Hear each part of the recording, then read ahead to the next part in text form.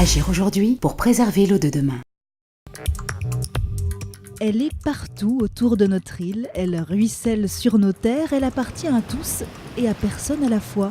Une structure a été créée pour sa gestion et sa protection. Depuis 2002, l'eau a son office. Une équipe qui la défend sur tous les terrains. L'ODE, donc, de par ses missions, est un acteur de terrain. Donc, à ce titre, nous appuyons techniquement les opérateurs de l'eau que sont les EPCI. Il y en a 3 en Martinique, Cap-Nord, l'Espace Sud ou la CACEM. Et nous venons auprès des équipes en direct, soit apporter de la formation, soit aider à l'ingénierie de projet ou encore l'intervention financière. Alors, l'intervention financière, c'est une de nos missions principales et on est beaucoup vu sur ce champ-là.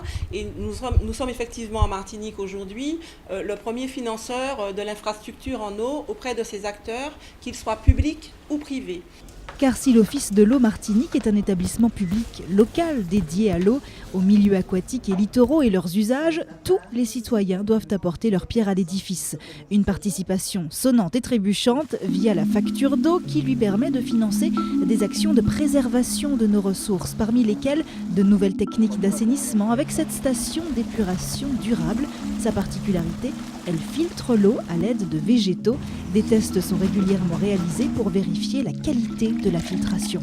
Tous les mois, je vais venir avec Guillaume, par exemple. Je vais compter toutes les tiges. Donc, il y en a un peu plus d'une centaine, par exemple, ici. Et après, on va les mesurer, etc. Comme ça, chaque mois, on voit un peu la progression des plantes. Ça permet de trouver un peu la meilleure espèce, quoi. Celle qui progresse le plus vite, etc., quoi. Développer des techniques locales pour la préservation de nos milieux aquatiques n'est pas la seule activité de l'Office de l'eau. Pour accomplir sa mission d'amélioration de la connaissance auprès des Martiniquais, il emploie des techniciens et des ingénieurs, mais également des administrateurs de données. Pour l'instruction des projets à subventionner, la gestion des redevances par exemple, c'est le pôle intervention des services techniques qui s'en occupe. Il s'agit ensuite de diffuser les données et sensibiliser les Martiniquais à l'importance de la préservation de l'eau et des milieux aquatiques, une mission remplie par des professionnels en animation pédagogique, de l'information et de la gestion de projets. Tout cela se passe au cœur du service administratif qui délivre les moyens logistiques, humains, financiers et juridiques et fait respecter le cadre d'exercice des missions de l'ODE. Vous l'aurez compris, ce ne sont pas les profils de postes qui manquent. Tous les publics sont sensibilisés, les jeunes comme les moins jeunes. Pour la Journée mondiale de l'eau, par exemple, l'Office et ses partenaires ont réuni des collégiens et des lycéens à Cœur-Bouliki, un site qui valorise la relation entre l'eau et la forêt. L'occasion aussi de présenter les métiers qui y sont liés. Il faut savoir que l'Office de l'eau a quand même quelques années d'expérience dans l'animation au niveau des écoles et des événements grand public.